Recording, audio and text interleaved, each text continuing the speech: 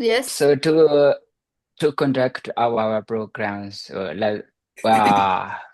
firstly, I will introduce our program, our program process. So, are you ready for the talk, Bendy speaker? Yeah. Go ahead. Actually, we will conduct this program the following 5 items as usual. Firstly, we will pay homage to the Buddha, recited by Nimodasa 3 times. And secondly, the moderator, I will be briefly introduce our speaker to the audience. And also the thirdly, our speaker will talk and share his experience about his topic. And also we will open the floor for the Q&A session for the participant to be able to ask some question to the speaker. And also finally, we will conclude the program by reciting Buddha Sasana Serenity. So so that's why and also I would like to announce all of the participants. Uh, this uh, uh, this Zoom meeting will be recorded and also will be uploaded online. So that's why please be kind to allow to share our share to upload this video file online. So that's why, uh, as a first program, shall we recite Namo Tassa 3 times? Namo Tassa Bhagavato Arahato Sama Sambuddhassa. Namo Tassa Bhagavato Arahato Sama Sambuddhassa. Namo tassa bhagavato arahato sama sambuddhassa.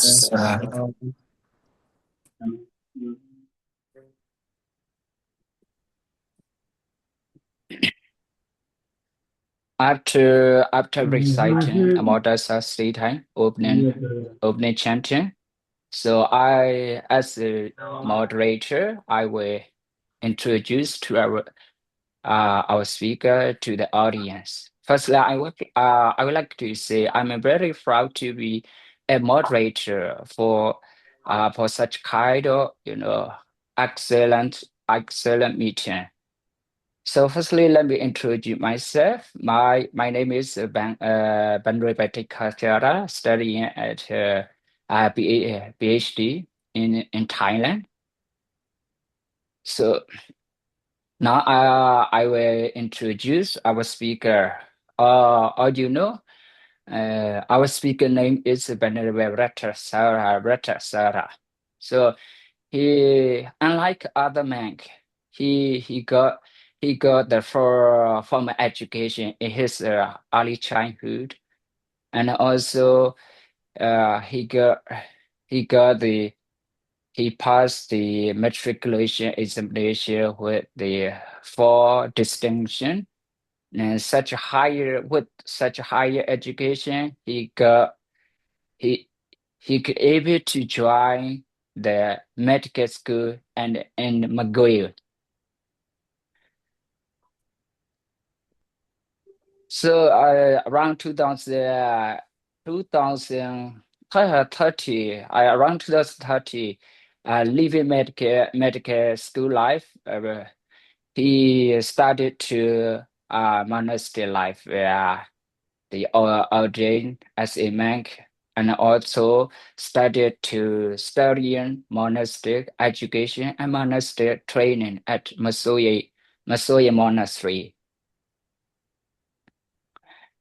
And around 2090, he studied at International Buddhist Study College in southern part of Thailand, and pursuing a Bachelor Art in Buddhist Study, a joint program with the founder Wu Institution.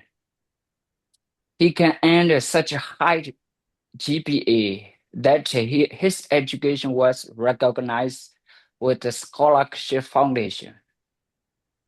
That's why in 2000, around 2023, he applied scholarship to Nantien Institute in Australia and University of Hangzhou. As a result of his qualifying education, surprisingly, he was granted by both institutions, receiving full scholarships. But he chose Nantien Institute of Australia of his choice. So our speaker has been a graduate student at Nantien Institute studying applying Buddhist study. And also he is teaching English and Buddhist study, and particularly to the children and young adults. And also he is sharing English language and other Buddhist knowledge, other, other scholarship knowledge within the young adult and some monastic monk, like Global Peace University. So today, our speaker will share his life experience with impermanence as a title of Life is a Joke. So that's why please let's listen to his life experience, and also we will let's see we can find some valuable experience from his experience. So that's why uh I would like to kindly invite our speaker to share your knowledge to the participant and audience. Please, the floor is yours. Thank you, Venerable. Hello, everyone. Thank you for joining me on this beautiful evening. I won't be sharing my screen if that's okay. All right. Yeah, that's Now, okay. Yeah. you're probably wondering what I'm going to talk about today, given my topic, and I'm obviously not a comedian. Don't worry, though. I will see to it that you're properly entertained. Now, people talk about how life is nothing but a series of choices. Well, today I'm going to talk about some of the choices I've made in life, some crazy things that have happened to me, and some lessons I've learned along the way. Let me open with a thoughtful quote from the book All My Knotted Up Life by Beth Moore. It says, "Dear reader, here is what I'm thinking right now, what I believe to be true, and what I long to be of value to you. But would you forgive me and not hold it against me if time or divine providence proves me wrong or woefully deficient?" Ah, now I feel so much more comfortable telling my story. Allow me to start with my life as a medical student. Now, you may think that I dropped out of medical school because I didn't enjoy it or because I didn't want to be a doctor. Well, it's quite true that I didn't fancy a future as a doctor,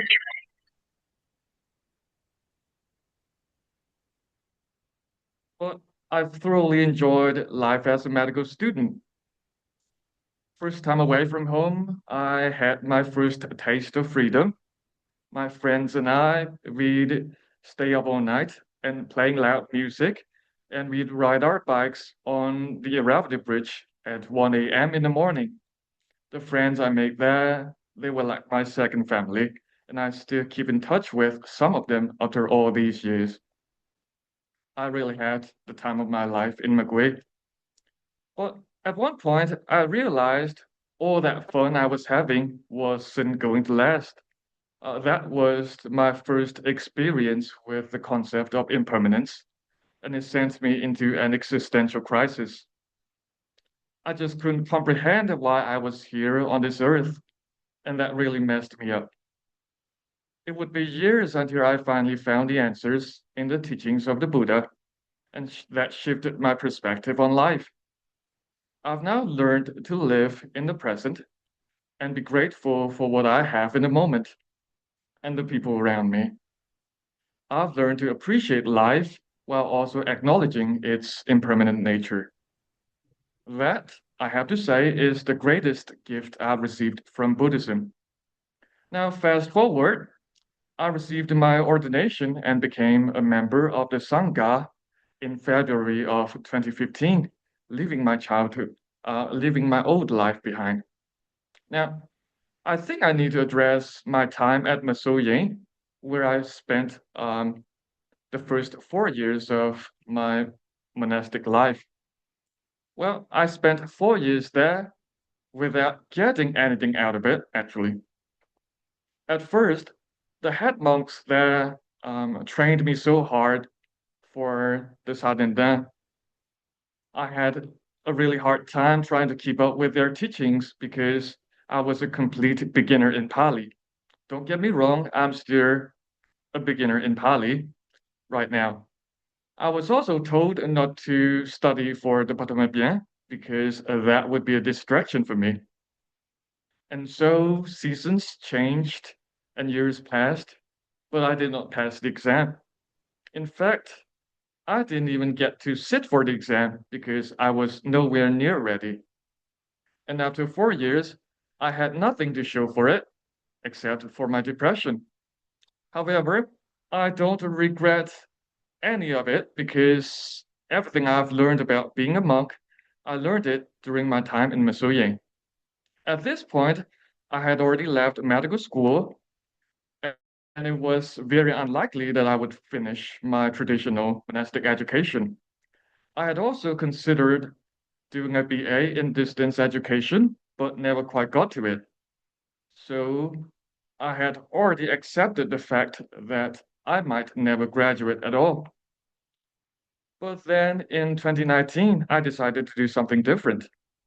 With my high school certificate, I could join an undergraduate program. So I decided to apply for the BA in Buddhist Studies offered by the International Buddhist College in Thailand. But life had other plans for me, even though initially planned to go to Thailand. That same year, the Pandau International University signed an MOU with the International Buddhist College and started their first BA program in Mandalay. So I was sent there to study the first 2 years of my program. During the COVID pandemic, I considered time and again of postponing my study because I didn't feel like doing it. The coup made it even worse, of course. Luckily, I did not. And after studying the final semester of the program in Southern Thailand in 2023, I finally graduate. I finally graduated with a BA degree and surprised myself. When I was in Thailand, I met with this Professor Stephen, whose first name I've already forgotten. We were just casually chatting, and he asked me what my plan was after my graduation.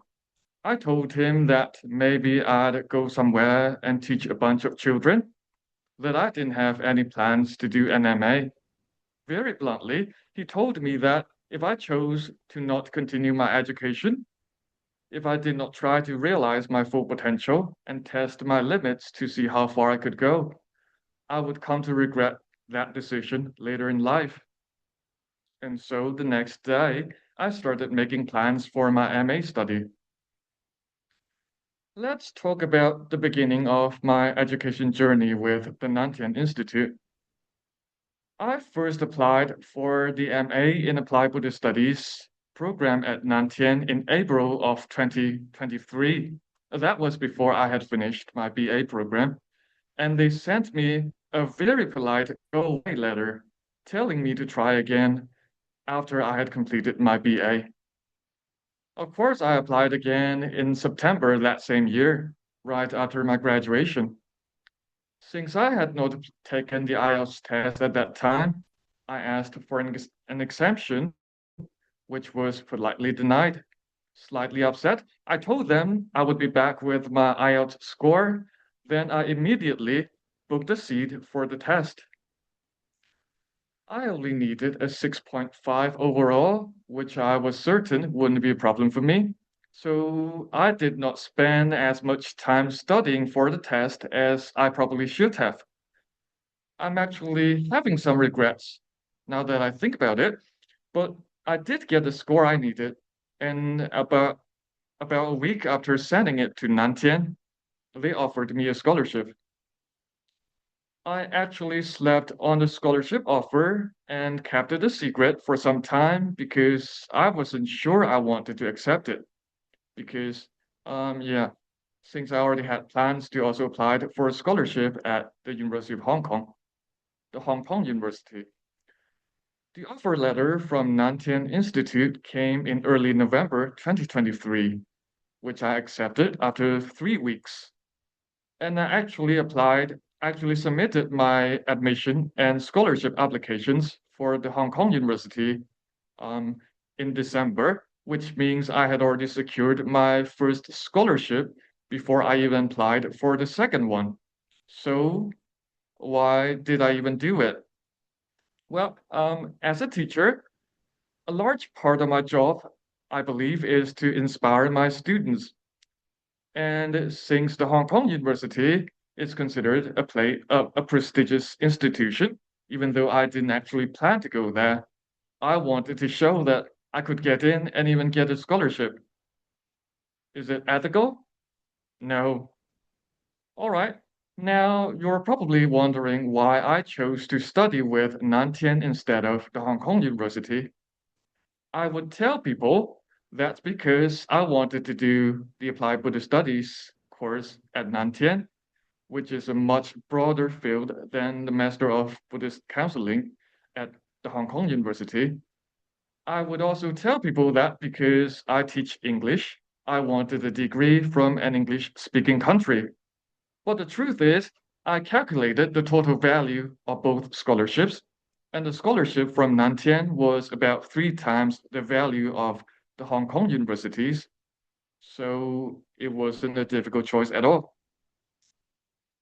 A funny story, I received scholarship offers from both universities without being asked to attend any scholarship interviews, which I thought was quite unusual. But I did take my sweet time carefully preparing my applications and crafting my personal statements and essays. Here's something no one tells you. Getting a scholarship, in fact, any scholarship, is the easy part.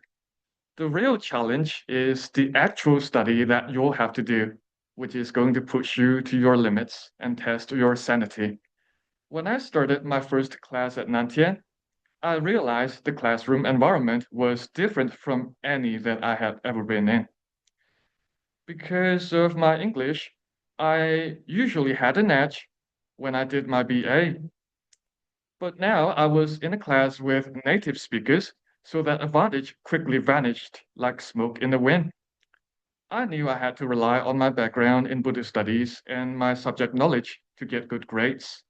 So I started reading more, a lot more. Fortunately, I didn't have a hard time dealing with my assignments.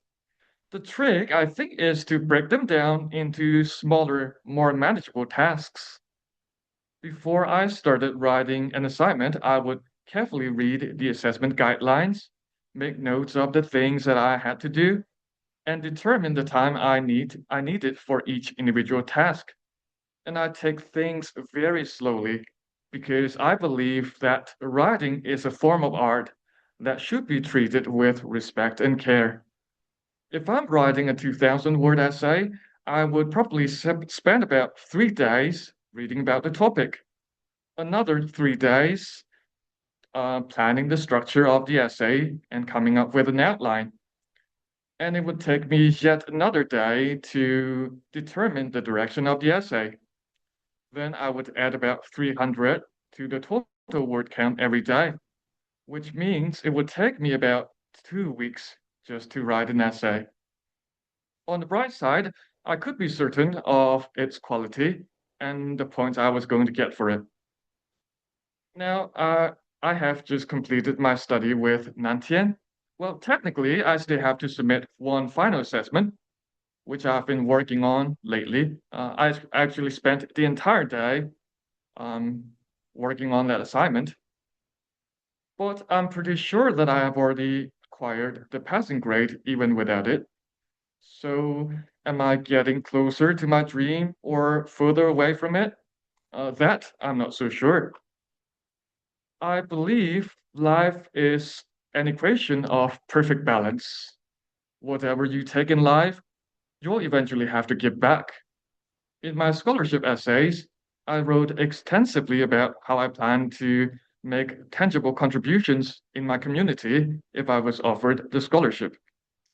That's what I'm trying to do right now to fulfill that promise. At the moment, I'm offering free online classes, and I'm also teaching a class at the University of Global Peace. Looking back, I think my previous volunteering experience played an important role in landing me these scholarships. The truth is, being offered scholarships has been a very humbling experience for me. I have studied, and I'm still studying on scholarships, and my younger brother is also studying on a scholarship in China. For me, that just means it's my duty to help others who have been less fortunate. So now that I have completed my graduate study, I'm planning to take some years off and focus on teaching full time. You'd think that if you receive scholarships, if you graduate with a good degree, or if you get to study at a good university, you'd be happier. Well, let me tell you a secret. You won't. I'm graduating with my MA degree very soon, but I don't feel my happiness level rising. And after all the years I have spent on Earth, which is not a lot, to be honest, I have figured out that the greatest lie that's ever been told is that life gets easier. Trust me, it doesn't, at least not for me. But with time, I think you'll learn to toe the line. And since we're talking about life, I used to think that I'd have my life all figured out by the time I was 30. I'm turning 31 later this month, and I'm still as confused and at lost as I was 10 years ago. But I have learned to live in the present and to not worry all that much about the future. I'm just going to follow the path in front of me and enjoy the journey and trust that life would take care of itself. My takeaway message for you today is things don't always work out in life. Things don't always go as planned, and that's okay. It took me a very long time to find my own path and get to where I am. Also, don't forget that life is short. Don't waste your time chasing someone else's dream.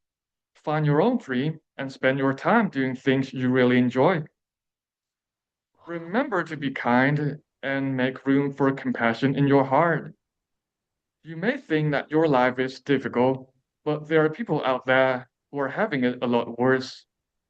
I know I'm way too young to get all philosophical on you, but try to live in the present moment. Don't wait until you get a scholarship or graduate with a good degree or get a good job to be happy. Be happy now. Life has been kind to me, and I hope that it would be kind to you too.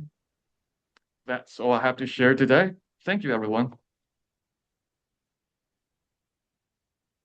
Thank you. Thank Thank you you. very much. Thank you, Thank you Your very much. Richard. valuable Thank life you. experience for the happiness and other challenge how to you overcome. But I believe you can find your valuable life life path. I felt well, I thought I needed to give everyone a full picture of what life's actually like, what um the reality is. We can't just look at um the bright side of the moon. We also have to learn about what's behind it, what's on the dark side. When I hear your talk, you also looks currently, but actually you are a scholarship rank and also studying a high institution and also sharing English knowledge and also other scholarship knowledge. So I thought your life is already valuable,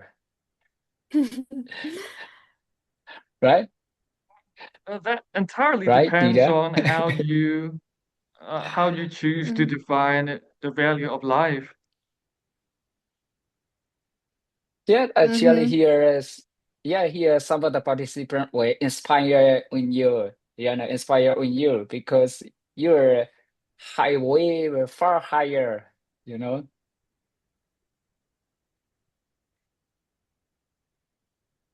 So here's Okay. a lot of the participant now is the Q&A question you can ask to the speaker. Yeah, he can answer all the question with as we came up with the excellent answer. Be Whatever free is to a ask very question. dangerous choice of word. Okay, then Uh, let me announce Okay, that Sarah. anyone who would like to say or ask question, please raise your hand first now. And maybe because Yeah, our speaker is popular, and many people want to ask. Okay, Everyone, Ven yeah, Ratthasara, I'd be happy to answer any I question that you may have. let me comment. I thought I thought that we will get a lot of joke. We had to have to laugh many times. But only one time I had, to be honest, you are not comedian, only that. Sometimes when I was in IDBIU, at the time our English is very poor, and we don't understand what teacher said. One of our teacher come, his name is Venerable Gosita. He introduced himself that I am Gosita. But actually Gosita in the Buddha lifetime is a very rich man. But now I'm very poor. Actually he make a joke. But in our class, every student only Myanmar that we don't understand, we didn't understand. No one laughed. That's the joke was not joke. But I noted that. Okay, okay. Thank you for your presentation. Anyone who would like to say hi or comment, please raise your hand. Venerable yeah. Asara will call.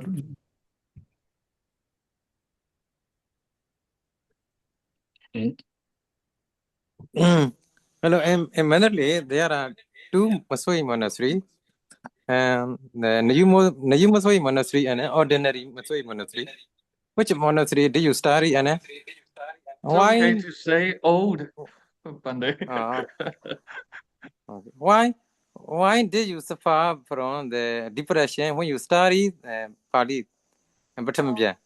Yeah, it wasn't exactly a depression. I mean, um, I didn't get to actually study for the Bhattacharya. When I first got there, they wanted me to do the Sadinda. The problem was that I wasn't that interested in doing it. I think that's um the biggest problem that I had back there. If you don't want something, you won't be motivated enough to try hard enough to achieve it. I think that was my problem. I didn't really wanted it. Mm. Hmm. Thank you, thank you. Hello, Siamate, huh? That's okay. They hand. You can ask. Uh, it's not that asking, but what I observe from you, the life as a joke, it is the joke is on me, or I'm not sure. But when I Mm. observe you, that you keep changing your mind, so you are seeking for the life philosophy, you are the philosopher for sure, and life philosophy or happiness that I want to know. But as my experience, as I'm very old, I would like you seeking the higher degree, it's not for the happiness. But if you like to work for the mankind, you want to share knowledge to the students, I don't want you to stay in the comfort zone teaching English. This is your comfort zone. So you want to keep changing from medical to this and that. I think you may need to stabilize by the mindfulness practice and things, but seeking the higher degree is not for the happiness, but you will regret when you are very old. But you have the scholarship opportunity. This is my humble and frank suggestion for you. You have the opportunity for the scholarship that other people don't have. Please go ahead with the master's and fill PhD, and then you can work a lot for the mankind. It's not for the happiness. If you seek for the happiness, you get the degree, you are not happy, you stop, taking the opportunity. This is my, like the frank suggestion, like your auntie or your sister. So don't you go for the happiness in the comfort zone, or you need to go for the further degree. Not like you drop out from the medical college and you drop from this. No, you have a lot of promising future with the scholarship. My frank suggestion, go for it. And after you get the PhD, you will not be happy for sure if you don't practice the mindfulness exercise, for sure, but you can work a lot for the mankind. I know that you have the volunteer spirit to help the mankind, so you will have a lot of research experiences that you can work for the mankind. Then you will find the happiness. Before too late losing your scholarships, my frank suggestions as your sister or as your auntie or as your mother. Thank you so much. Thank you, Siama. Well, I actually plan to take 2 years off, while and focus on teaching during that time. But I'm also planning to maybe publish a paper, get published, and then that would significantly increase my chances of landing a scholarship for my PhD. That's a plan, actually. I don't plan to stop learning altogether. I'm planning to take 2 years off to prepare for, yeah, before I join another program. But thank you. Oh, you're muted, Siama. We can't hear you. Use your scholarship opportunities before you are getting too old, and the chances will never come for the second time. Thank you. Publication you can do with the research paper, a lot of research publication when you further the higher ladder. Thank you so much. I'm not scolding you, but just frankly suggesting. Yeah, Ven Ratthasara, maybe he like Osho's philosophy. The ambition is poisonous, Osho said. Okay, anyone comment? I first thought that I'm not a very ambitious person. I don't have big dreams or changing the world or doing the world a favor, or I don't know, achieving something big. I thought that was maybe a problem, but later I've come to realize that maybe it's my role in this world to help others, because I don't really have a dream of my own. I'm in, I would say, the best position to help others. So yeah, that's what I plan to do exactly. And I've made it my goal to help people achieve their academic dreams. Okay. If that makes sense. I don't know if it does. All right, anyone?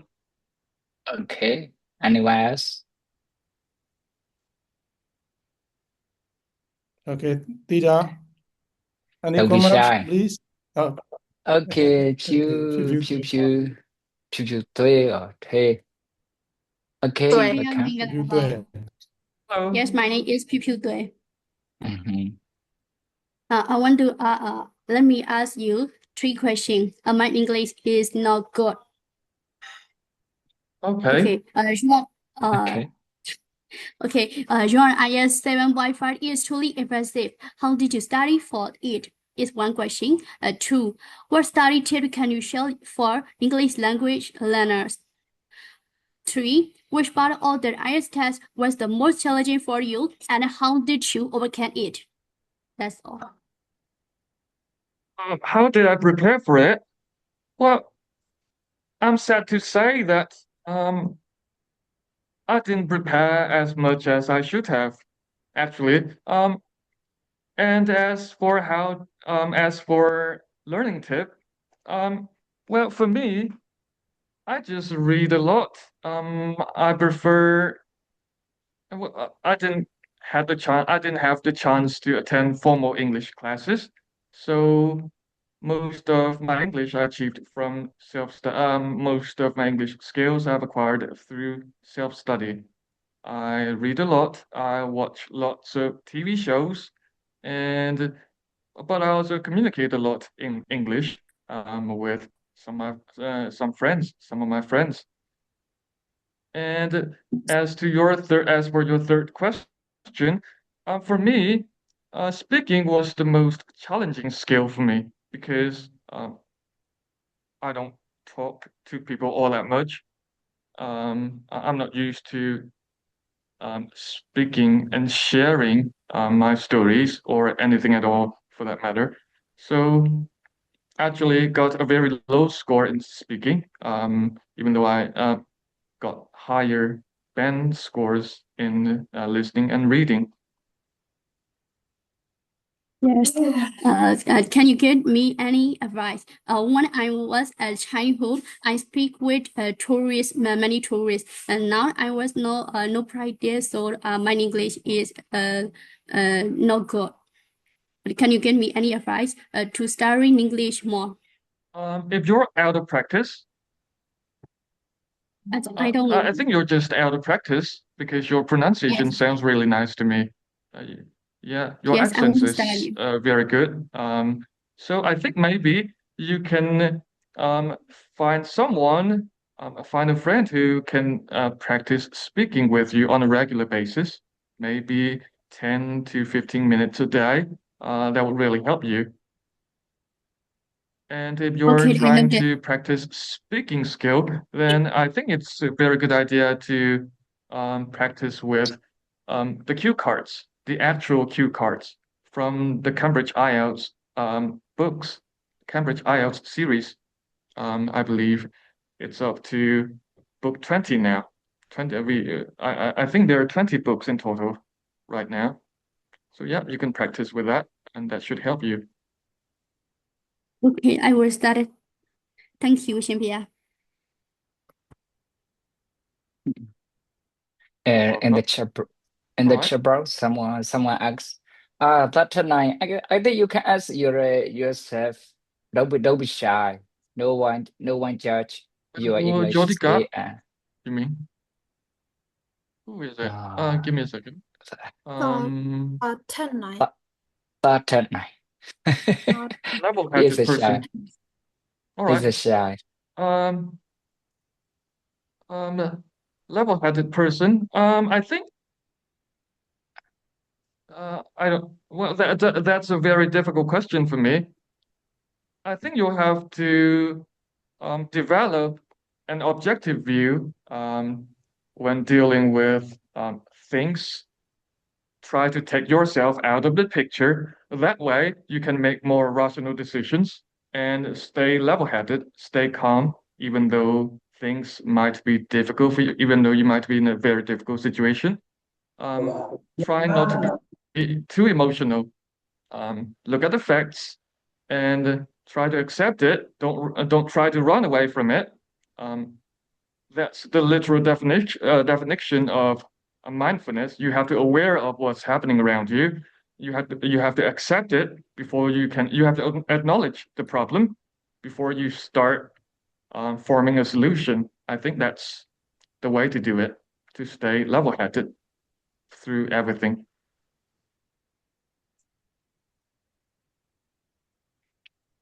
Hope that answers your question.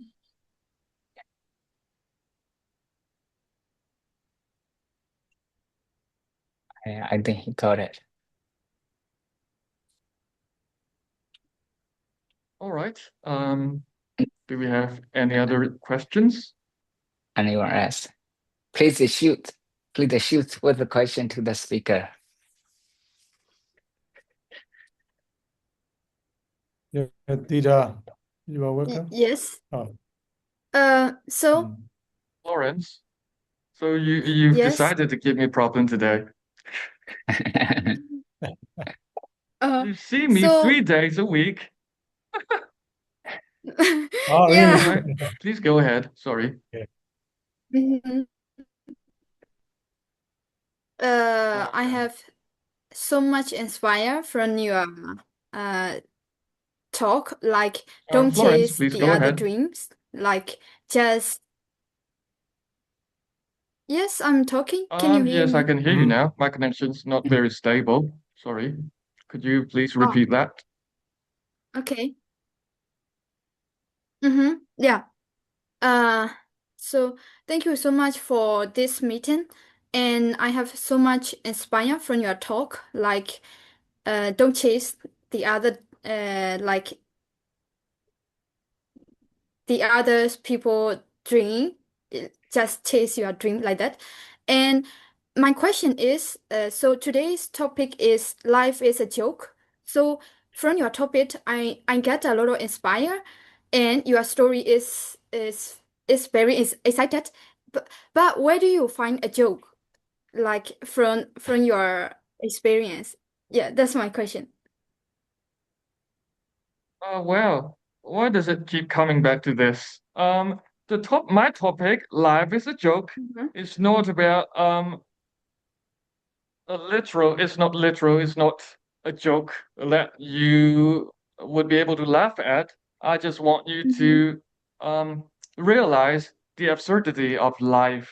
It doesn't work out, it doesn't always work out as we want it to. Even though you might have a very solid plan for your school or your life, maybe, it might not work out. That's the joke here. It's not Oh, I see. a Now I got it. joke. I got it. Ah, Thank ah. you. I think he's level-headed philosopher and very high level of philosopher. Yeah, it's too high That could be a for problem, us. right? At times. No, it's a joke now. Tita, you got it. Yes, I Tita, got you got it. it, but I think she I don't got it. got it. But I don't got it. All right. We have I don't Venerable get it. Dissa. Sorry, I think So, Venerable Ratthasara. Venerable Ratthas. Yeah. Okay, you go first, Venerable Ratthas. Okay. Okay, first of all, thank you, Venerable Speaker, Venerable Ratthasara A. Now, I'm a Ratthasara B today. So, Okay. so first of all, yeah, thank you very much for your sharing and experiencing and wonderful contribution. I was really very carefully listen to what you have said, and it is really nice. I'm also very much motivated the way you are talking. And it seemed to me, remembering last couple of years ago, I have also one of the friends just like you. He is also the medical student and he directly changed to the asthma. But that is really, really good things. And I just want to ask the one question. And the question actually is not a question. It's like a kind of I'm requesting to or sharing according to your opinion and your experience. And Go ahead. the way, That yeah, will be okay. the way, yeah, the way is the question is the question is like how when you seeking to lead person to the as a manhole. So especially what things is that make you to become the like those kinds of the situations. You mean why did I enter the Yeah, monastic yeah. Sure, community? sure. Yeah. Well, I think that yeah, that was also in my presentation earlier, not exactly a presentation, a monologue. Um, well, the realization of the impermanence of or the fun I was having, that I would have to say was the main reason why I became a monk. Uh, I didn't know that I wasn't familiar with the concept of impermanence before. Uh, but then, when I was having the most fun in my life, when I was having the best time of my life as a university student, it struck me that things are going to change. We're going to graduate eventually, and then we'll have to work day in, day out. And yeah, is this all to life? That was my question I went after. I had for myself. I tried to answer. Um, is it is it all? Why are we even here if we'll just have to study and work and die and disappear and be forgotten? Why are we even here? So yeah, I Yeah. went after that question, and I eventually ended up. It eventually led me to the teaching of Buddhism, which I thought would provide me with some answers, and it did. After some years, I've come to realize that it's okay. Um, Impermanence is just a part of the nature of life. It's okay to let it happen, and we should just appreciate what we have in the present moment. Try to love it, try to appreciate it, and not regret it, not be sad about it when it's gone. Yeah. Yes, Venerable. Thank you so much. It is really, really, remarkable. Because the reason I asked the question is, we are a little bit different because, for me, I was upbringing, very rural family. So my family was not very much educated, so I don't have anybody's, to push me. So the way that, I was coming into the monastery life, and I, graduated studying, year by year, but there was not any, clear destination. So that is really, I was doubting the myself, what I'm doing or what am I, or sometimes it's happened like that. But always I asked it myself, so what I'm going to do. Even today, it's not a clear answer yet, but please don't take me wrong for that question. I'm honest.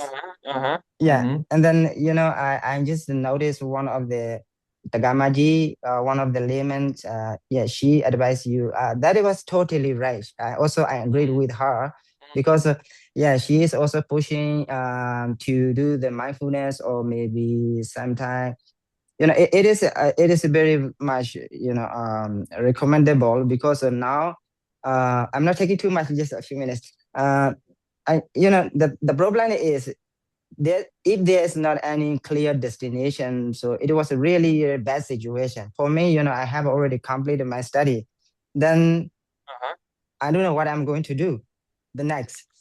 So that is how it is happening to me. Then because the problem is, I don't have much mindfulness, or maybe some, clear destination. That's why I asked you this question. So now you give me, because you have clear explanation and a clear determination. So that is a congratulations, Bandit. Thank you so much.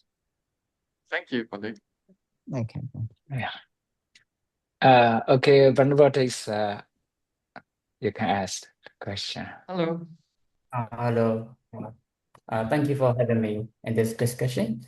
Uh, uh, and instead of questions, I want to ask some advice from you, because as for me as well, I also came from background from like university life. I'm still two Warsaw, and I attended university before COVID, and like after the situation in that country, and I entered monkhood. But now I know. I'm studying my first year in Mahashula and Faculty of Education. Sometime my first purpose is for my meditation journey. So, and now I'm also back in the education field. So sometimes I'm still struggling with my uh, final destination.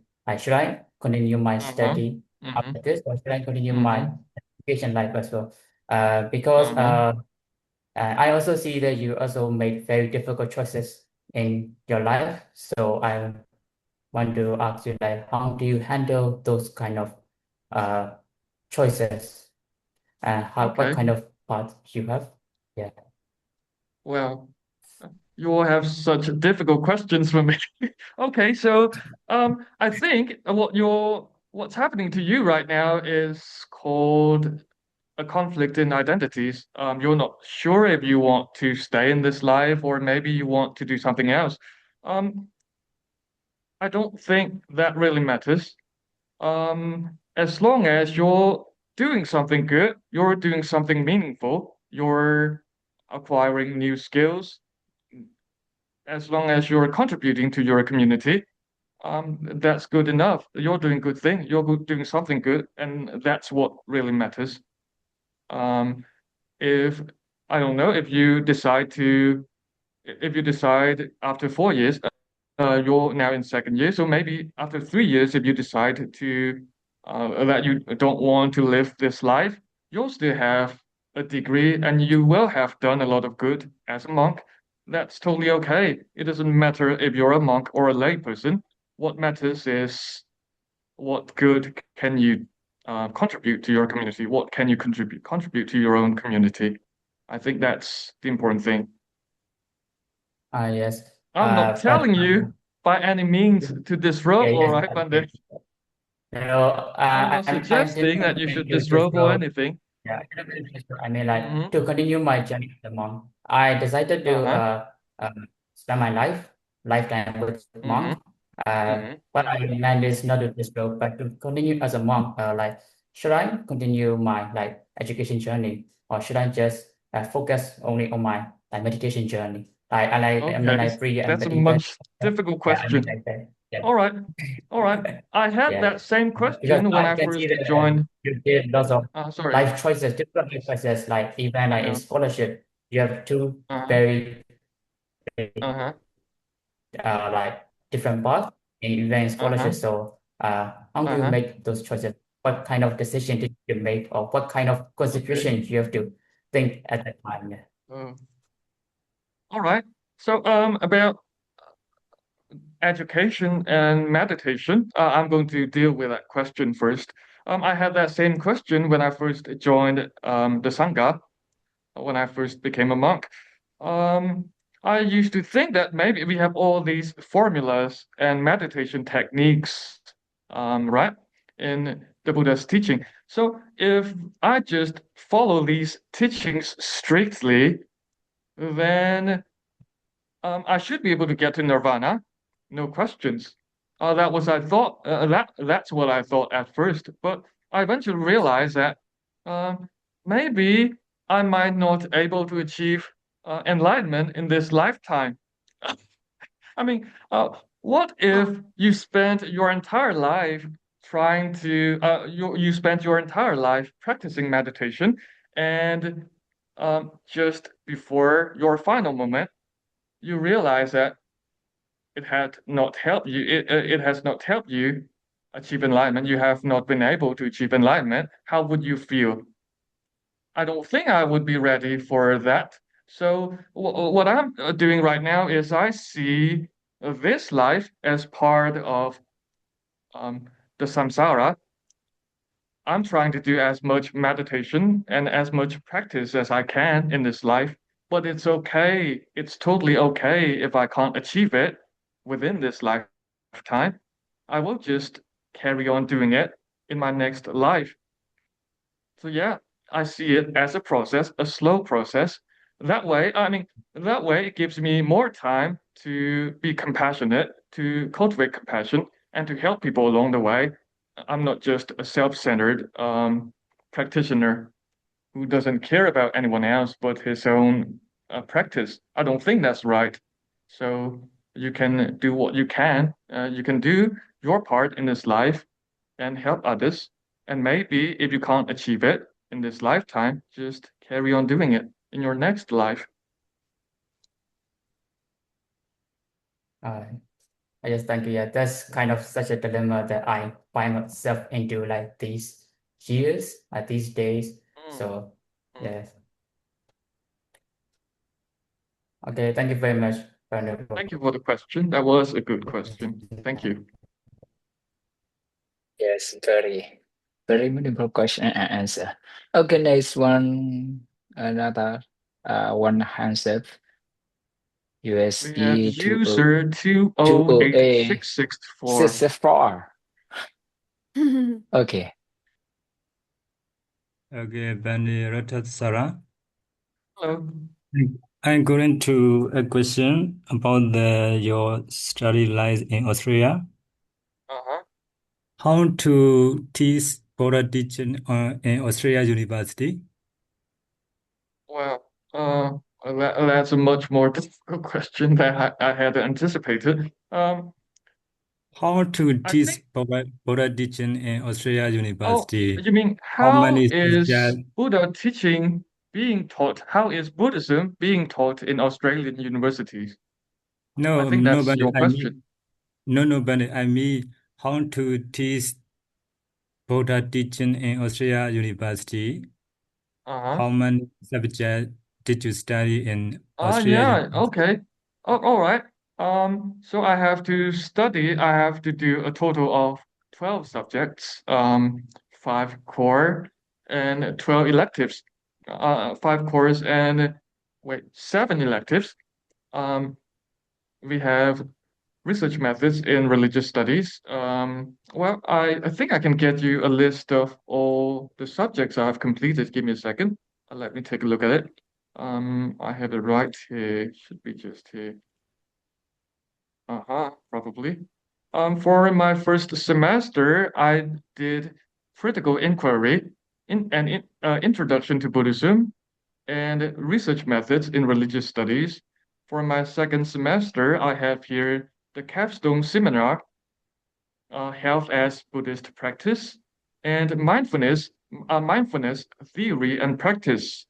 For semester 3, we have Buddhist ethics, mind-body wellness, and selected readings of world Buddhism. And for my last semester, I have I have completed art therapy, which is entirely unrelated to Buddhism. I have also completed interreligious study, interreligious understanding, and I'm currently doing professional engagement, principles of professional engagement. So those are the subjects we have to do. Those are the subjects I decided to do, but you can choose from a lot more. We have a very long list. We have a very long list of subjects in Buddhist studies and also mental health, and Mm, well-being. So yeah, we have and lots of then choices. we are studying Buddha teaching different ways. It is very different. Bendy. Mhm, I'm going to share my mhm, experience in Sri Lanka study mhm, time. In Sri mhm, Lanka, we are going to study Buddha teaching as some modern ways. Modern ways means philosophy, mm, methods, mhm, psychology methods, mhm. spiritual methods, counseling methods, and other ways. Right, Now we right. we are studying Buddha teaching modern way in Sri Lanka Okay. University. We also have um, a lot more other Buddhist subjects, including mindful Buddhist counseling and also Mm, mindful leaderships and a lot more others. But these are just the subjects that I have chosen to do. I picked. mm, mm. Okay, Benny. And then this modern way study Buddha teaching is practical ways. Practical Uh, way, I think. I don't disagree. Um, Some what foreigner. we're doing practically, basically, what we're doing in Applied Buddhist Studies is trying to um, use the teachings of Buddha to solve modern problems, the issues that we have currently have in the world. So I think it's a very practical approach, but I would like to do a little bit more. It would be nice to do more. And another next question is, some foreigners ask me like this, Bande, why do you study politician, and where will we use politician? About the question, how to explain about it? Why do we study the Buddha's teaching? Yes. Why do we study it? I think we all have different answers for that, right? We're probably going to have, 10 people in a room of 10 students or of 10 people. We're probably going to have 10 different answers. But my answer is that for me, it's just to find peace in life, to make sense of what life means. That's my answer for you. To make sense of everything that exists. And how are we going to use it? Well, where we will use politician? Where are we going to use it? About where are we going to use it? Everywhere. Where will we use politician after studying? How to explain about the question? Okay, so where will we use it? I think that's also a subjective question, and we're going to have very different answers again. For me, I think Buddhism, I consider Buddhism to be a lifestyle, more as a lifestyle that should be applied in our everyday life.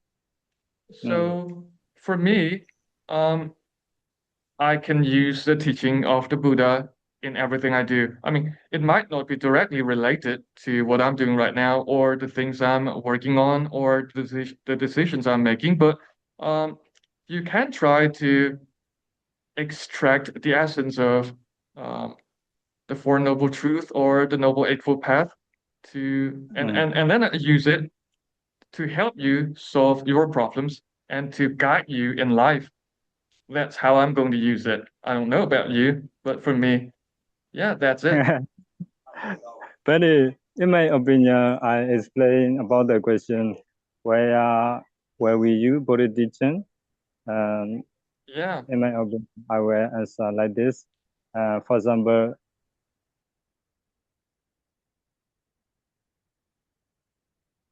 from we can use mindfulness meditation from the politician. This is my opinion, Bundy. This is and then I think this is practical Bundy. Practical way, practical way means here. Practical way means psychology methods. If that's your answer, I think that's okay. But I have a different answer, unfortunately. And it's okay to disagree, right? Yeah, Bundy. Okay. Okay, Bundy. Thank you, Bundy. Okay, Florence, what do you want to comment? Florence, do you have another question? Yes. I don't understand. Yeah. In the last question, you answered that if you didn't get enlightenment in this life, you were in next life you will do like a little next life a little like that. So how can you tell the next life where you practice like the Buddhist study or something? Yeah, I'm not I didn't understand that. As a Buddhist, we're obligated to believe in the existence of the samsara. We are obligated to believe in the samsara. I might not come back as a Buddhist in my next life, but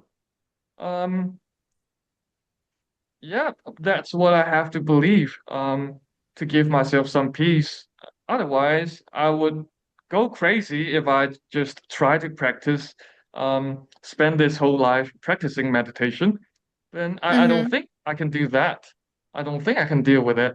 So, yeah, that's my life plan to go slowly. Okay. Thank you. Yes. Good Make answer. sure for future. Make sure for future. Uh-huh. Uh-huh. Yeah, make plans. You'll have to trust that it will work out. You can't be certain of the future, but yeah, we'll just have to trust that it would work out. Yeah, but you know, some people they said in Burmese အဲ့လိုမျိုးလေတည်ရင်ကိုယ့်နောက်ဘာမှမပါဘူးဗာညာအဲ့လိုပြောတဲ့သူတွေအတွက်ကြတော့ That's they're referring to material wealth, not karma. အာ You'll carry with Oh, I you see. good and bad karma to your next life. All right. Oh, I see. Thank you. Okay. Okay, Now clear try to do answer. something good. Clear answer and clear Yeah, for suggestion. sure. Before Venerable Kusala, I would like to make a comment, not comment, a joke. But we say Okay. nothing brain when we pass away. So what you do when you pass away? What will you carry? What are you doing now? I'm drawing. I'm making the tattoo. To bring I did to my death. Okay. Venerable Kusala. Okay, Venerable Kusala, you can ask a question now to the speaker.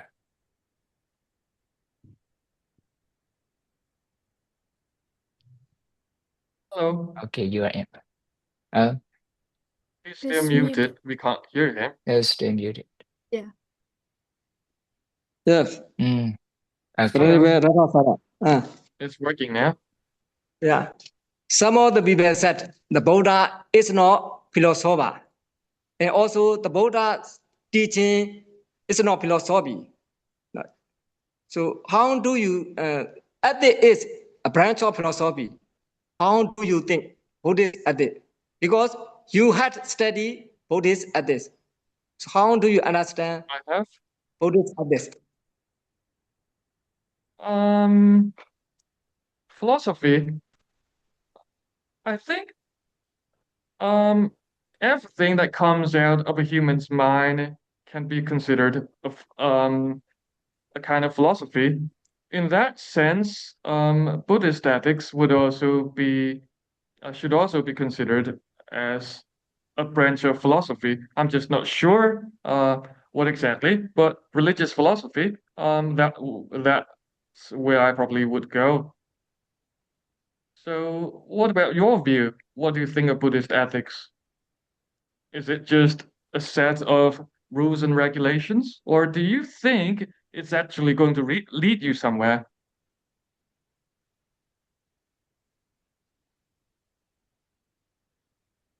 Hello. Yes, I understand. The Buddhist ethics is morality. You know, also morality is also ethics. So there's are many kinds of ethics. You know, environmental ethics, social ethics. There's many. I don't know what your view on Buddhist ethics is, but for me, my understanding is that Buddhist ethics are there to provide us with a framework to guide our actions, what we do in life, what we should or should not do. That's why they're there. They're just giving us a framework. Most of the time, we can't get a definitive answers from Buddhist ethics.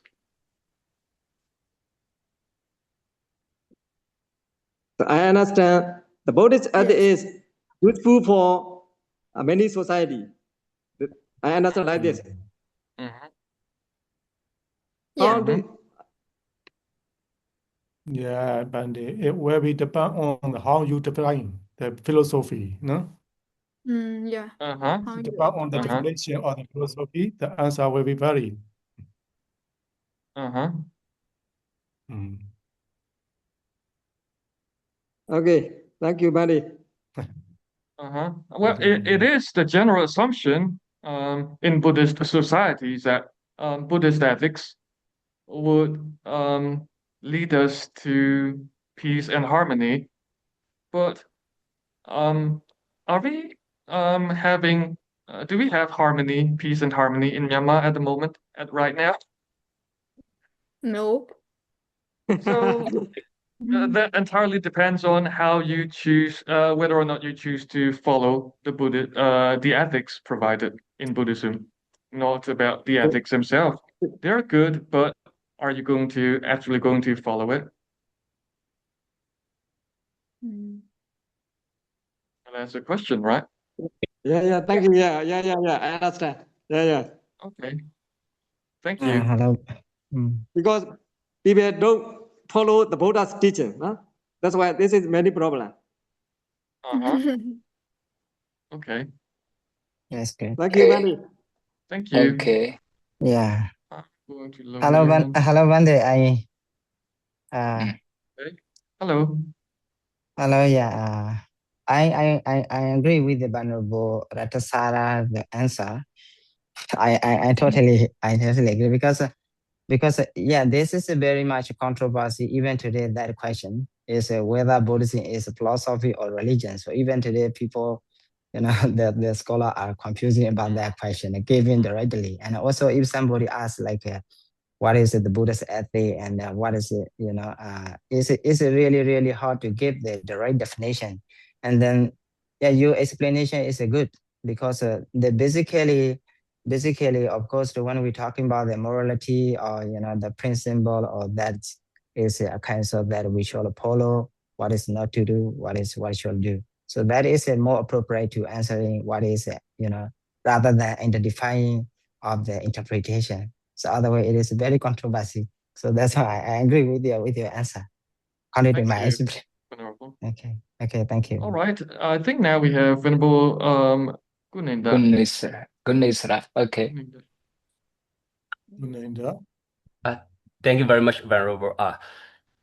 Considerably, instead of Buddhist studies or religion philosophy majors especially for the Buddhist monks and nuns, also, is there any suggestions from you which is related the proper for any other subjects or like kind of a major for Buddhist monks and nuns? Because some universities offer either Buddhist studies or the other majors. So that is why it depends on the universities and as the majors which is based on it's not only the Theravada but also for the any other traditions. Thank you. Before I answer that question, where are you right now, Monday? Currently in Thailand. You're in Thailand. So, Yes. what about the situation in Thailand? What are you studying in Thailand? Yeah, Are of you course. also studying about other schools of Buddhism? Yeah, based on the Buddhist studies, but it will be like derived from the other three traditions. So I can have to learn about the many and the varieties of the Buddhisms under the Buddhist teachings. I know. So how do you feel about that? For me, I've been living and studying for 3.5 years. So yeah, I was totally enjoy for my studying. Okay. So you're asking if we should have any specific major or any specific subject when we study in Buddhist universities, right? Is that your Even question? the I Buddhist just want to universities confirm. or the preferable for any other university, just a minor subject for the Buddhist studies, because just only in the Thailand, Sri Lanka, or India. But on the other hand, we don't have a chance for the Buddhist studies. It's not a major. Yeah, that's why. You mean having Buddhist studies as a minor or a major subject in other universities, in lay partially universities? related with the sociology or under the humanities or social sciences. I know. I got it now. Yeah. Well, maybe not directly Buddhism, not directly under the name of Buddhist studies or Buddhism, but maybe Buddhist philosophy or Buddhist ethics. I don't know. You would probably see mindfulness as a subject in a lot of lay universities, but I'm not so sure about Buddhist studies with that name because people are trying to secularize all kinds of religious studies, right? Uh, Including Buddhism. They're trying to take the religion out of the practice so that they can use it for secular reasons, for secular benefits.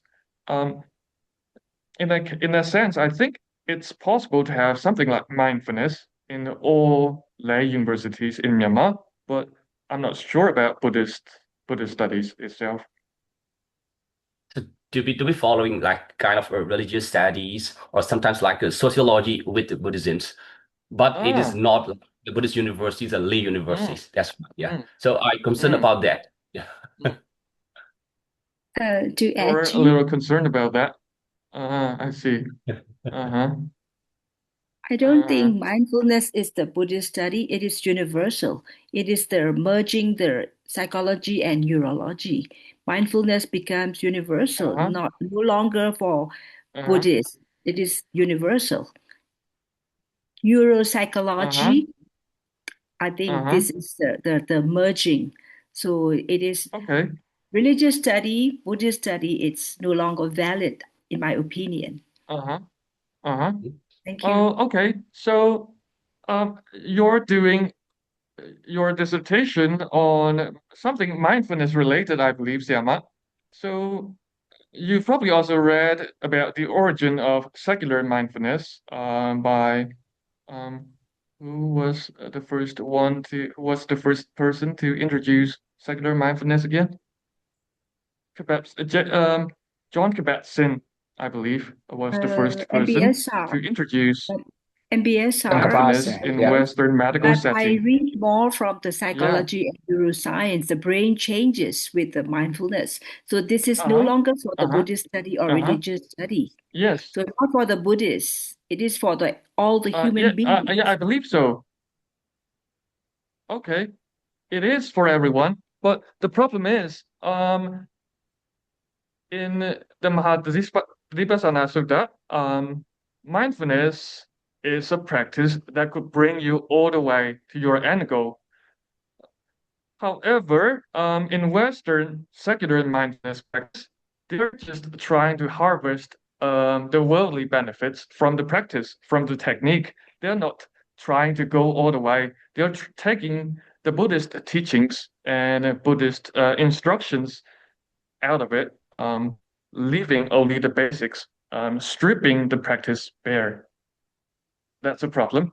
And I don't think, I'm not saying it's not right, but it's not complete. It's incomplete. Yeah, because the goal is different. The Buddhist teaching, it is that we are fulfilling the Right. We have very parami, different but goals. there is a clinical, medicine. So clinical medicine, it's a Yeah, right. medical treatment. So that is the goal is different. But for this life to be happy, this is very practical and universal. And to reach to the enlightenment, it's far beyond our reach. But for Buddhism, is the goal is the enlightenment, but we go fulfilling the parami for many lives. So the goal is different, but they adapted from Buddhism. Right. It's also an adaptation. The Western mindfulness practice is For also a clinical derivative purpose. of, Buddhist mindfulness practice. But it works. Yeah. Yeah, it If you works. just want the But worldly this is benefits, a kind of plagiarism. They don't give credit to the Buddha. They adapted from the Buddha's teaching, but it's a kind of plagiarism. they do. They do. In all of John Kabat-Zinn's work, I believe he addresses how he developed the mindfulness-based stress reduction program from the teachings of Buddhism. Yeah. There's a section on that, so there's that. Here, could I one more thing at it? People were Sure, not Monday. all are not interested in practicing meditation. So who are struggling for their daily lives. So how can we as like a Buddhist monks and nuns contribute to our community as a social welfare and as like kind of engaged Buddhism demonstrated by our masters of Zen masters of Ven Ratthasara. So like kind of teachings and then a contribution to our community, even they are Buddhist or not, non-Buddhist, whatever. So how do you think about that, Venerable? Developing a program, a non-religious program for lay communities in Myanmar, for communities in Myanmar. I think that would be a perfect idea. I mean, even in UK, they have something called Mindfulness in School project, where very young children would practice mindfulness to help with emotional regulation and stuff. So, I mean, in Myanmar, we have lots of meditation centers, but they're not really, I mean, they're, sorry, earthquake. Oh. So sorry about that. So in Myanmar, we have lots of meditation centers, but they're not really suitable for young children. You can't expect a 5-year-old or a 7-year-old to practice meditation all day. I mean, get up at 3 and then I don't know, sit for 2-3 hours a day. That's just not practical. Maybe we can come up with something more child friendly, and so that even young children and lay people can benefit from the practice, from the mindfulness practice. Yeah, I don't think that's going to be difficult. However, there are also some roadblocks that I believe you'll have to go through. Would the Burmese is the Burmese community? Are we ready as a community? Are we ready to accept non-religious mindfulness? Yes. I don't think we are. I don't think a lot of people would want that. I don't think they would want that. So probably not. Yeah, a good example. Most people like migrating into the Thailand because of the political unrest. So Myanmar community based in northern Thailand, especially in Chiang Mai. So their parents are sending to their children to the international schools, but the children are far away from the religions and also the mother tongue. So it was a big issue. So how we handle or how we contribute to or participate because of they are from Myanmar. So we all are from the one nation. So this is a very huge struggling how we survive in the future for the new generations. Yeah, that's why. Not only me, it is some going to be a people also problem. concerned about that. Yeah. I think you can maybe introduce them to the worldly benefits of mindfulness. If they're not that interested in Buddhist, the Buddha's teaching, if they're not interested in religious practice of mindfulness, maybe you can slowly introduce them using facts, the benefits of secular mindfulness, and maybe they'll be interested. Hopefully. Okay, thank you very much. So I don't want to take Thank your you time for the question. I think we had Venerable Dejo. Yeah. Venerable teacher. Raising his hand earlier. Yeah. Okay, thank you, Ven Ratthasara. Nice to meet you, Bundy. Hello. Okay. Let me off my camera, Ven. That's perfectly fine. Okay. Firstly, I respect you. And I want to ask you about meaning life. Many of us, including me, we always try to get some higher education some higher degree many most of our times. So, but we never stop learning, and we are learning and learning, and we never stop. But we never satisfy our lives and our our times, our moment. We never satisfy. We never accept who we are. We never accept everything. We never accept. So now I see my meaningful life. I enjoy my life, and I know who I am. So I deeply think what make me enjoy, what make me a meaningful life. It's not because of the degree that I learn. It's not because of the education that I learn. It's because of only the teaching of the Buddha. So I know that.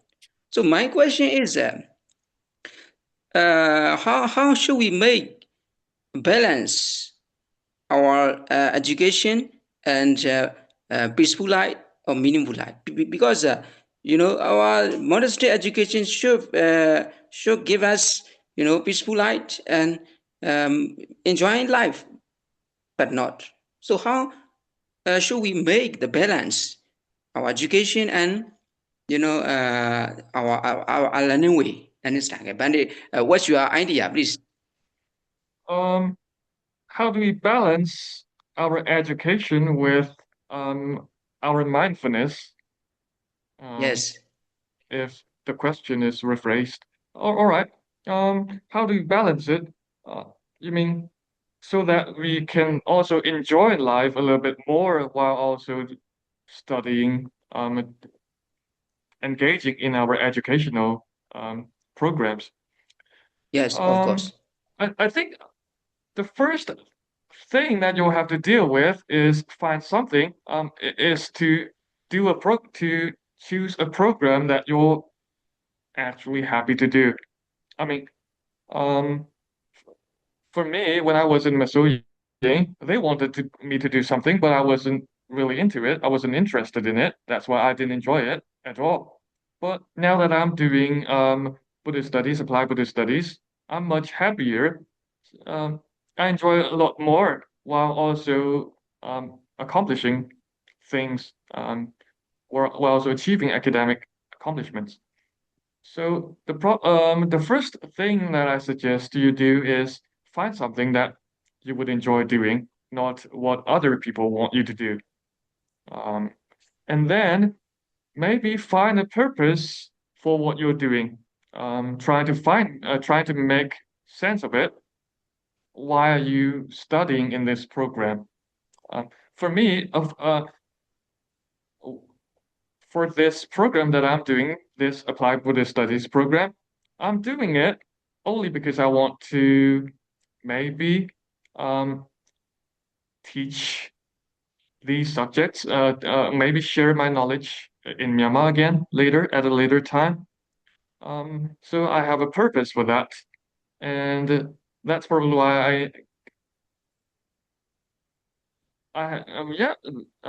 to make it short, I think I just had tried to find a purpose in what I'm doing. That's the main point. Find something you enjoy and then try to find a purpose in it. Okay, thank you, Ziara. Yeah, My good question brain and a is good literally answer. shutting down because usually I go to bed at 9:30 and it's quite late now for me. But it's okay if you have any other question. If anyone has any other questions, I'll try to It's always stay up. now 9:50, right? It's early. Just That's fine. just 9:50. Okay, all right. I've just had a cup of coffee, so that's perfectly fine. I Okay, hope I answered another your question. question, Memo Teacher. Yes, Another question. I like All right. your answer. Do you have a question, Memo Tekajara? Someone raised his hand. Oh, I don't see anyone. I see someone, but Oh, now I don't see. well, Guninda, you're in Thailand. How long have you since you joined the Sangha? How long has Over it 3 been? years. Over 3 years, I've been living here. Yeah. No, You've been in Sangha. Thailand for over 3 years. I mean, Mhm. when did you join the Sangha? When did you become a monk? When did you become a Oh monk? yeah, 2014. Yeah, I've been residing in a Pao Meditation Center in Molamiai. Ah, 2014. So it's been 12 years for you and 11 for 12 me. years of being. Yeah, 12 years. And Oh, your And 11 they, year. Your what is? yes, I joined the order in 2015, so it's been 11 years for me. and they Guninda Really too nice has to a see. thread about their traditional study. But they Guninda also called it a thread. Traditional Sorry, education I can Are barely you hear you. in Pao Doya right Yes, now? of course. And I've Are been you living. Yes. are you, Sorry. Sorry. Hello? Yeah. Bande Guninda Yes. also Yes. not got very the stable? Sorry about that. Bande Okay. Ratthasara. I just want to explain about the Bande Guninda. Bande Guninda too has got the thread about the traditional education system.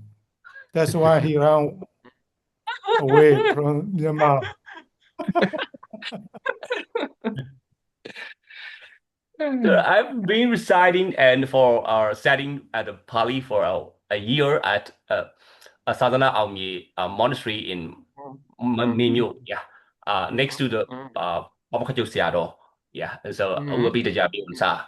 So he taught me about like a Pali grammar and also together with the very young novices together for a year for the Mula. Yeah, Muladan, Budamabian. So after that, I ran away from that and then going to study for Buddhist University and Mandalay Buddhist High five. University, and then Sidigu. So nearly 2 years, and then after that, during the COVID pandemic, so then I came here to study for 4 years time in Thailand. So nearly finished. So what are you studying in Thailand right now? Bachelor May of I Arts in ask? Buddhist Studies. Yeah, international program. Yeah, Buddhist Studies. So we don't have any options for the any other majors. Just only for the Buddhist Studies and religion, philosophy, and education and English. So for the teaching English or English majors, I don't want to prefer. So just only Buddhist Studies. Excellent for me. That's my choice. Are you doing a BA? Yes, of course. So after that, Why?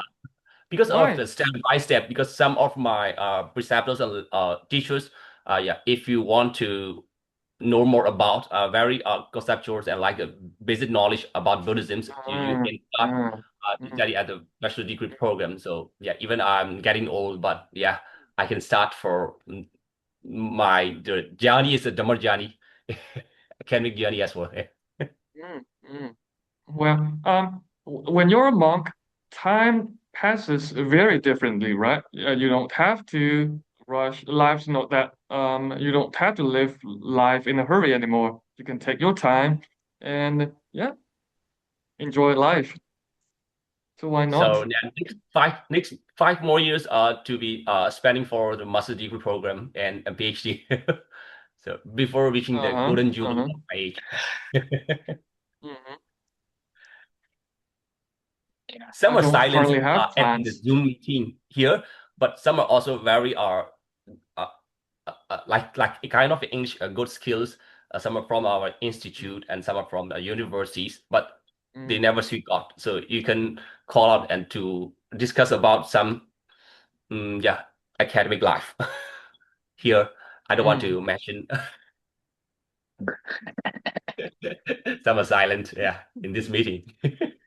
Yeah. But by you, Guninda, you are getting old, but you always active. Even I'm already 43 years old. Yeah. See? Yes, Manny. Not too old to learn. Not too old to learn. I didn't say that. He said it.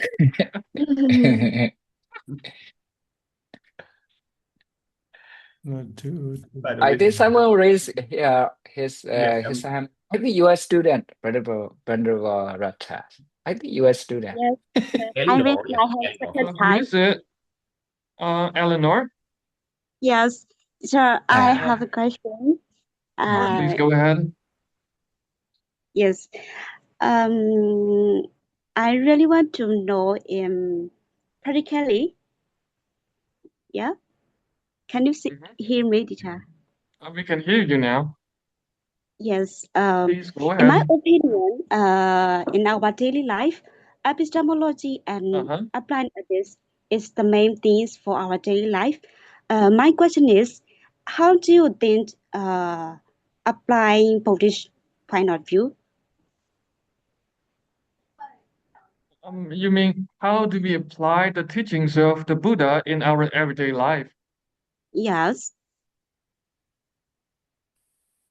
How do we apply it?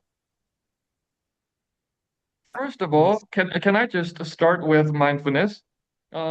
Because it is the heart of a Buddhist teaching. So if you're being mindful, you'll be able to it helps with a lot of things, basically, to make things simple.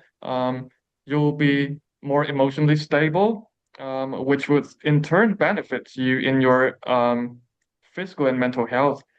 But if you can think clearly, um, if you if your mindfulness level is high enough, you'll also be able to think clearly and stay level-headed, like I said earlier, and make better decisions.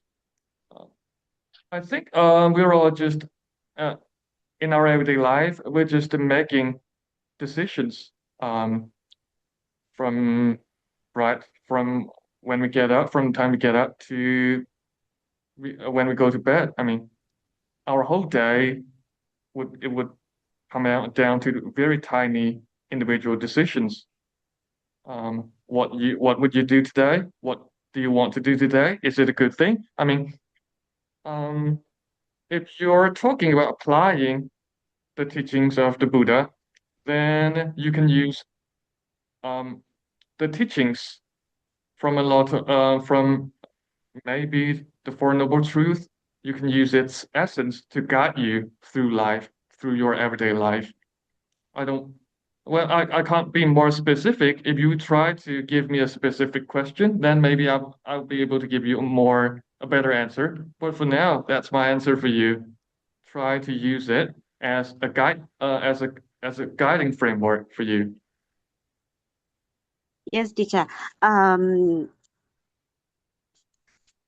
In our present life, most of the Buddhists they said we have to be metta to the all of the people, but especially I can't. So, in my opinion, I assume that uh, I must have applied at it, something like that. I am sure that that's why I really want to know as the applying Buddhist student for you, from you. Uh-huh. Yeah. What was your question again? How do we apply metta? How do we practice metta? Oh, teacher, I mean, most of the Buddhists they have to say, they said we have to say metta, but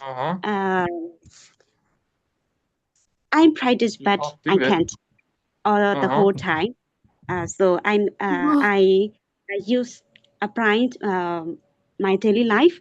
Applying ethic is the main things for our daily life. So is that true or is that valid? I want to listen as the important student. She said I'm she a little cannot love confused. everyone. But Yeah. I understand that she cannot love everyone. Well, you don't have to love everyone. You don't have to love everyone, right? Well, for me personally, I mean, it would not be possible to send metta when you practice metta meditation, it would be quite difficult to send metta or compassion, karuna, to everyone. But I think what solved the problem for me is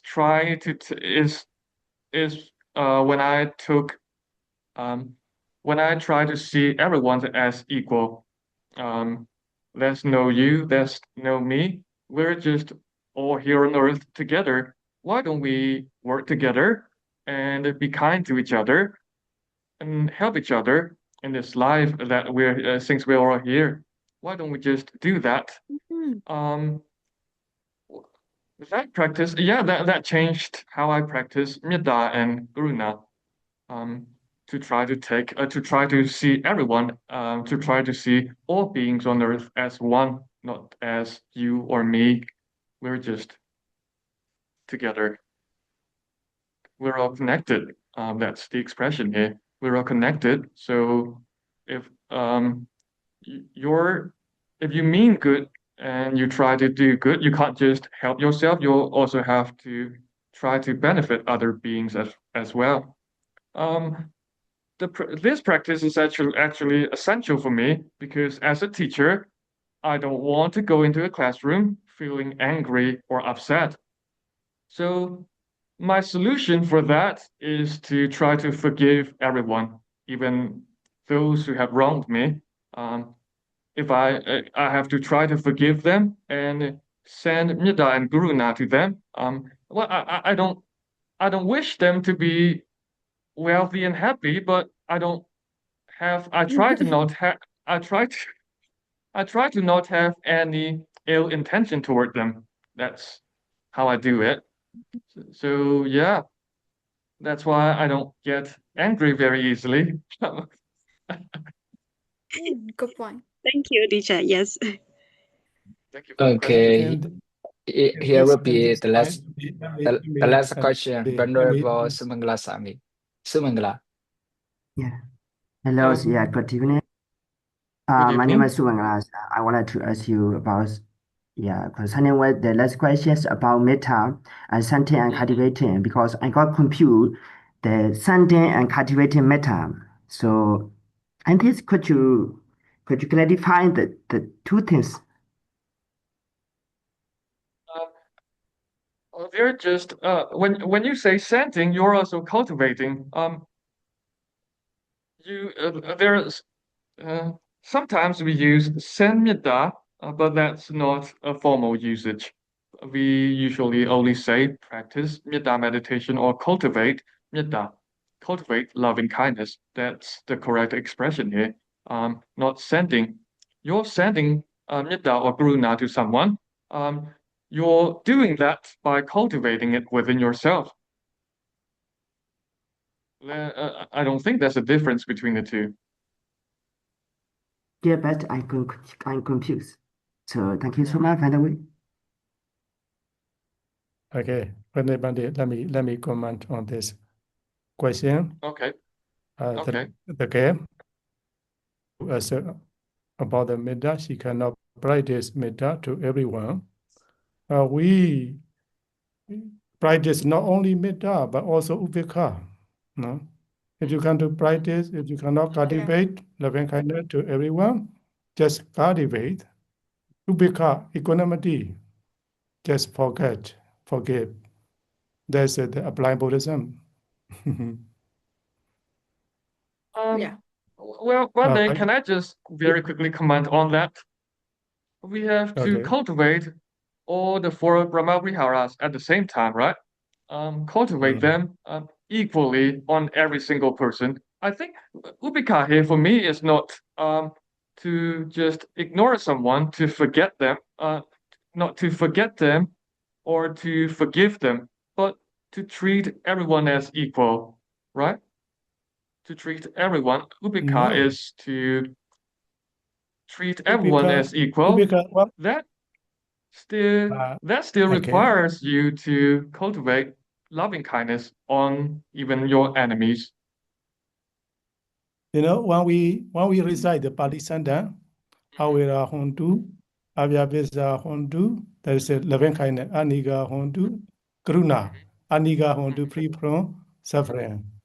Aniga Hondu, Sukhiyadana, Priharandu, Dokamo Sandu, there's a Karuna. Yatalada somebody do, Mawike Sandu, Kamasaka. Finally, we pass it, Kamasaka. It's their own karma. They will go their own way. That's not all. If we cannot practice Metta, Karuna, Mudita, we just practice Ubekha. That's my understanding. Okay. Okay. May I add I something? don't disagree with that. Please. Yeah, I would like to add something for whoever asked the question I cannot see on the phone. So you said that you cannot have metta for anybody else, but can you hear me? Yes. We can hear you, but I don't know who you are. Okay. So all right, I can see you now. Thank you. Okay, can you hear me? Yes, okay, I can hear very you. good. So when I talk with a lot of people in Western world about metta, and then a lot of people say that they cannot share metta to the send metta or whatever to the other people. So my first question is like, do you even love yourself? So the question is like, do you able to send metta for yourself? Then that would be the first step in the Buddha teaching. This is the first step that we do. So the main reason is like, unless you love yourself, you cannot be able to love other people. So the biggest question that you have to ask in understanding why you cannot send metta for other people is, do you even love yourself? So do you love yourself? Then you have to ask about the things that, what made you happy? What made you peaceful? If you love yourself, then you make sure that you are peaceful and you're happy. So you have to start thinking about in that perspective, and then slowly it will be very clear and visible to you that why practicing metta is very important. Is all start with you. So that's the comment that I would like to make. Thank you. That's a very good point. Thank you for sharing. Ven Ratthasara, the guy almost very often join our program. He is from USA. Oh, Okay. yeah. Very nice. So the practice of loving kindness and self-compassion, of course, they should start with yourself, according to the Buddha, right? Okay. Okay, the last question, because the time is already 9:30. Anyone? The last question, the last comment?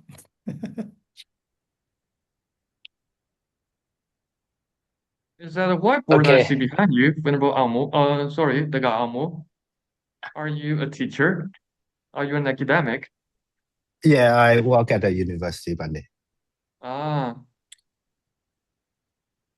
Yeah, I don't, my primary job is not teaching, but I do teach mindfulness and Buddhist practice to the community here in the university also. Wow.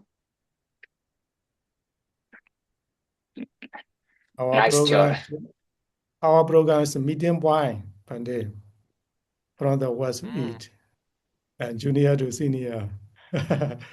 Monastery to Lima, the medium wine. Yeah. Okay. It's a very nice. Yeah, the mindfulness become like mindfulness for all. Mindfulness for all people, mindfulness for all the matter. Mostly this is the trend and the wisdom. I think they are doing like this. So final question to the speaker. Now my turn. So after that we will conclude. Venerable Ratthasara, in our monastery, like we have two duties, Ganta Dura, let's say education, and Vipassana Dura, like say meditation. So in your late life, which will you choose to live with? Meditation? Later in life. Yeah, later in later life. Probably meditation. we better not do so, of course, because I'm currently in a meditation center. Literally, I'm in a meditation center right now. I'll probably have to come back here sooner or later, even if I go somewhere. So yeah, there's that. But for the time being, I think I'll try to learn more and share more. That's my focus at the moment. I'll try to um, see what I can do before I come back here and spend the rest of my life practicing meditation. Yeah, Yes, a our good, great Saroji decision. advice, the senior Saroji advice, daytime learning, nighttime practicing. There's a monk duty. Uh-huh. All right. So before I became a monk, I used to practice meditation for 2, 3 hours a day. Now that I'm a monk, I don't I don't do that anymore. I mean, I barely practice 30 minutes per day before I go to bed.